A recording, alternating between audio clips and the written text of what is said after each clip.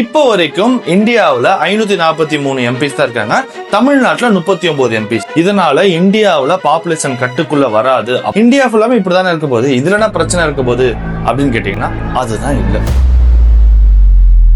நண்பர்களே. தமிழ்நாட்டு பாலிடிக்ஸை பொறுத்த வரைக்கும் சட்டசபையிலும் சரி வெள்ளையும் சரி டிஃபரன்ஸ் ஆஃப் ஒப்பீனியன் இருந்துகிட்டு தான் இருக்கு, டிஃபரன்ஸ் ஆஃப் பார்ட்டிஸ்ல. ஆனா டீலிமிட்டேஷன், மேகதாதுனை இந்த மாதிரியான பிரச்சனைகள் வரப்ப எல்லாருமே ஒரே அணியை சேர்றதுக்கான காரணம் என்ன? இந்த டீலிமிட்டேஷன் ஏன் இப்ப பேசுறாங்க? உண்மையிலே டீலிமிட்டேஷனால தமிழ்நாட்டுக்கு பிரச்சனை இருக்கா? இந்த தமிழ்நாட்டு பிரச்சனை எதுக்கு டெல்லி வரைக்கும் போகுது? தெரிஞ்சுப்போம். இது நம்ம மண்மக்குரல். என்ன கார்த்தின்னு கூப்பிடுவாங்க. தொகுதி மறு வரையறை, டீலிமிட்டேஷன் வந்தா தமிழ்நாட்டுக்கு பிரச்சனை இருக்கான்னு கேட்டா கண்டிப்பா இருக்கு. என்ன பிரச்சனைன்னு பாக்குறதுக்கு முன்னாடி முதல்ல டீலிமிட்டேஷனோட வரலாறு பார்ப்போம். இவ்வளவு பின்னாடி இல்ல, கொஞ்சம் இந்தியாவில் 1971 அந்த டைம்ல இந்திரா காந்தி அவங்களோட பீரியட்ல இந்தியாவில் ஒரு வழக்கம் இருந்துச்சு. ஒரு 10 வருஷத்துக்கு ஒரு டைம் சென்சஸ் எடுப்பாங்க, மக்கள் தொகை கணக்கெடுத்து. அது மூலியமா இந்த ஸ்டேட்ல அதிகமா மக்கள் இருக்காங்க, அவங்களுக்கு அதிகமா எம்பி கொடுக்கணும், இங்க கம்மியாயிட்டாங்க இங்க எம்பி குறைச்சிக்கலாம்னு சொல்லிட்டு ஒரு கான்செப்ட் இருந்துச்சு. அது மூலியமா ஒரு 10 வருஷத்துக்கு எம்பிஸோட நம்பர்ஸ் மாறிக்கிட்டே இருந்துச்சு. 1971க்கு அப்புறமா மக்கள் தொகை அதிகமாகுறாங்க அப்படிங்கிறதுக்காக குடும்ப கட்டுப்பாடு அப்படிங்கிற ஒரு திட்டம் பயங்கரமா இம்ப்ளிமெண்ட் பண்ணிருந்தாங்க. அதுக்கு ஒரு நல்ல பேர் ஒண்ணு வச்சாங்க, ஹம் டு ஹமாரே டு. ஓ அப்படியா விஷயம்.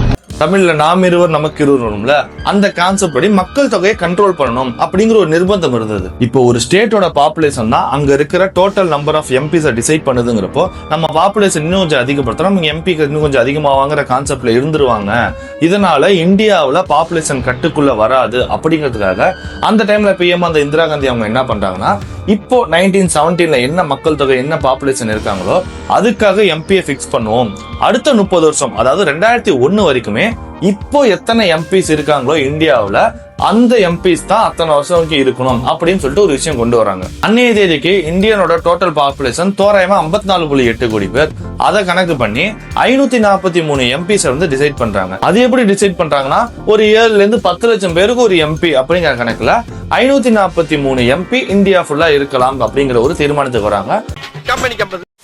அந்த தீர்மானம் தான் 2001 வரைக்கும் இந்தியாவுக்கு அப்ளிகல் ஆகும் அப்படிங்கிற மாதிரி ஒரு கான்செப்டுக்கும் வராங்க. இப்போ 2001 வாஜ்பாய் அவங்களோட பீரியட்ல திரும்ப இதே பிரச்சனை வருது, இதே சென்சஸ் பிரச்சனை. அவர் என்ன பண்றாருன்னா, அடுத்த 25 வருஷம் வரைக்கும் 2026 வரைக்கும் இதே நம்பர்ஸ் தான் இருக்கணும் அப்படின்னு சொல்லிட்டு டிசைட் பண்ணிடுறாங்க.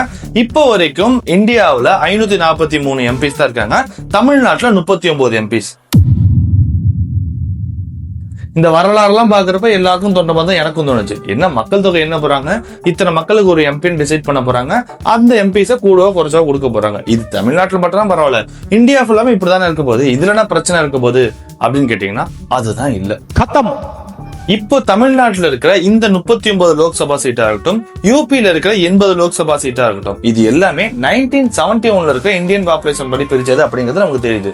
இதை தாண்டி அப்போ 10 லட்சம் பேருக்கு ஒரு எம்பி அப்படிங்கிற கணக்குல பிரிச்சிருக்காங்கிறது நமக்கு தெரிஞ்சது. அதையே 2026ல இம்ப்ளிமெண்ட் பண்ணி பாக்குறவங்க 15ல இருந்து 25 லட்சம் பேருக்கு ஒரு எம்பின்னு பிரிச்சா கரெக்டா இருக்கும். இந்த 55 வருஷத்துல எப்படி மக்கள் தொகை அதிகமா இருக்குங்கிற கணக்குல இதை சொல்றாங்க.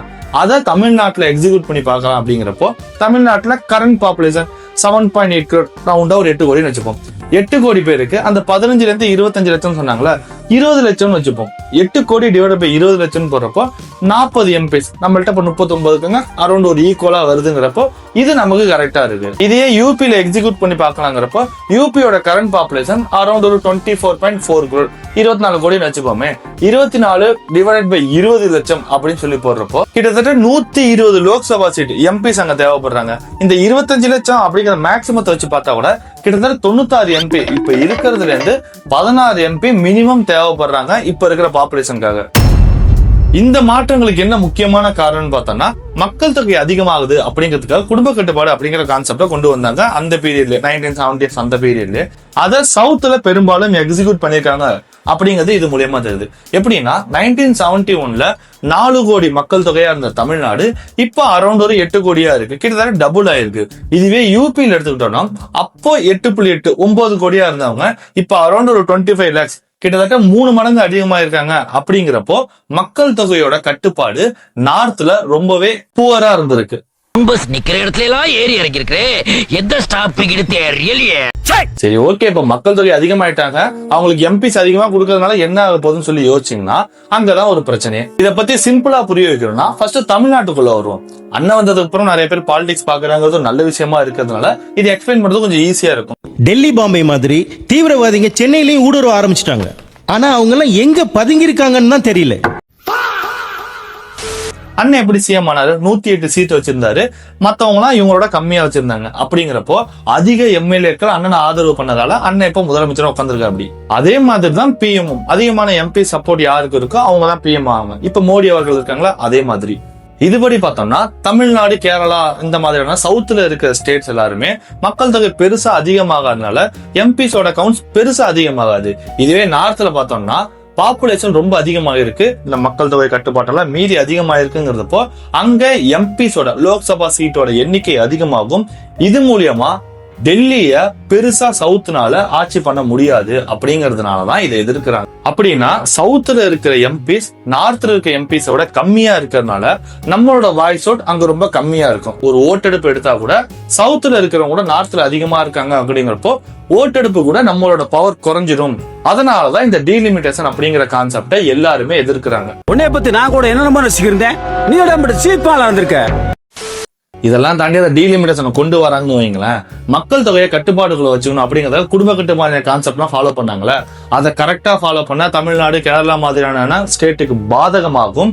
அதை ஃபாலோவே பண்ணாம இஷ்டத்துக்கு மக்கள் தொகை அதிகப்படுத்தின நிறைய நார்த் ஸ்டேட்டுக்கு சாதகமாகவும் இருக்கும் அப்படின்னு புரியுது. ஏ தம்பி, உன்னைய பார்த்தா 200 வருஷம் வாழ்ற மாதிரி தெரியுது. இவன் கூட சேராத. தமிழ்நாட்டு பாலிடிக்ஸை பொறுத்த வரைக்கும் இவன் பிரச்சனை, அவன் பிரச்சனை, இவன் சண்டை, அவன் சண்டைங்கிறது கொண்டு வந்தாலுமே இந்த மேகதாது பிரச்சனை, நீட் பிரச்சனை, டீலிமிட்டேஷன் இந்த மாதிரியான பிரச்சனைக்கு எல்லாரும் ஒன்னா நிக்கிறது நல்லா இருக்கும். இதான் மேட்ரு. இதை தான் சொல்லணும்னு நினைச்சேன். இதை பத்தி உங்களை கருத்துக்களை கமெண்ட்ல சொல்லுங்க. இதை தாண்டி இந்த அரசியல் கட்சிகள்லாம் தாண்டி இவங்க சொன்ன ஒரு மேட்ரு கரெக்டா இருக்கு அந்த மாதிரி ஏதாச்சும் விஷயம் கமெண்ட்ல போடுங்க, இன்ட்ரெஸ்டிங்கா இருக்கும். இந்த மாதிரியான இன்ஃபர்மேஷனுக்கு சப்ஸ்கிரைப் பண்ணிக்கோங்க. இதுபடி பார்த்தா சவுத்துல இருக்கிற தமிழ்நாடு, கேரளா, ஆந்திரா இந்த மாதிரியான ஸ்டேட்ல மக்களோட பாப்புலேஷன் பெருசா பிளக்சுவேட்டடா இல்லாததுனால கரண்ட் போச்சு. நக்கு செத்த பையல.